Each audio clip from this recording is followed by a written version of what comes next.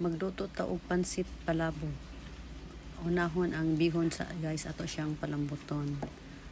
Unya magisa taan ang mga lamas. Na siya hipon. Ato siyang lutoon gamay.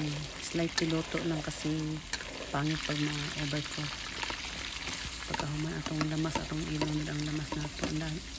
Ini lamas ilagay nyo dyan guys, pwede na yan. Sibuyas, bawang, garlic, paprika.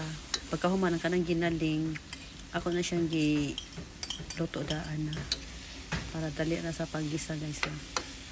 Mga siya ato na siyang gigisa tanan ang atong kuan, mga sangkap.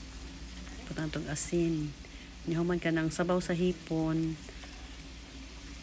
Mo sa tong sabaw siya nato diha para mas malasa siya ba. Kasi yung mga balat mo, ito pabukalan ako ang mga balat sa hipon nun akong gibutang diha. Kanya, si Charon na itong gibutang, katong si Charon nga gidugmok. Sa kapak na nga si Charon. Ang ginaling guys, mga ano lang siya, mga, nasa inyo kung gaano kadami ang lulutuin ninyo. Pagkahuman, nilagyan ko siya ng cornstarch para siya maglapot. Yan, nilagyan natin ng black pepper. Atong gilunga gamay asin. Human ang katong kalahating sauce, kinuha ko yung kalahati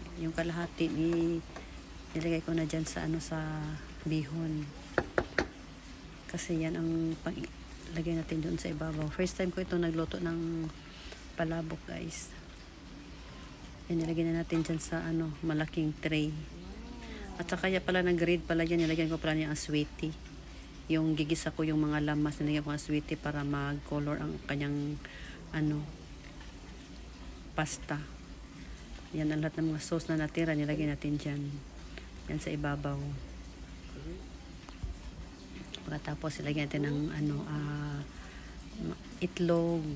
Pagkatapos nilagyan natin yan ng guys, yung hipon na piniprito natin kanina. Pa yan siya. Nilagyan natin ng more chicharon. Yan yung dinurog natin. Pagkatapos nilagyan ko din siya ng ng spring onion. I hope masarap to guys. Kasi first time ko to naluto. Pero natinikman namin, masarap din pala. So, libre na tayo ng bagong recipe sa ating palabo. Thanks for watching guys. Hindi kaya buhatin. Atong tilawan. Atong tilawan ha. Lami kaayo.